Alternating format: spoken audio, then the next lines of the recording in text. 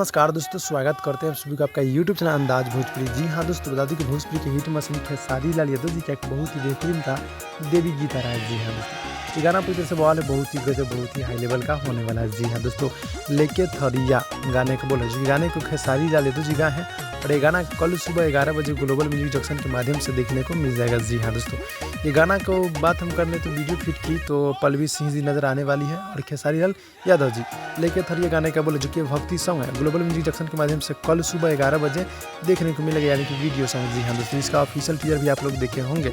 और हमारे गीत को लिखे बड़े भैया कृष्णा विदर्दी जी, म्यूजिक है आर्या शर्मा जी के काफ़ी गजब के म्यूजिक देते रहते हैं। जी हाँ दोस्तों, ये गाना कल सुबह 11 बजे आप सब इस गाने को आनंद लीजिए। और बता दूं कि बहुत ही जल्द इनका मूवी और वैसे भोजपुरी गाना बहुत सारा रिलीज होने वाला है। आप लोग मेरे चैनल को सब्सक्राइब करके रखिएगा ताकि आप लोग नोटिफिकेशन प्राप्त होते रहेगा। जी हाँ दोस्तों, तो ये गाना आप लोग कल सुबह देखने को मिल जाएगा। तो फाइल को मिलता है अगली वीडियो में, तब तक के लिए धन्यवाद दोस्तों।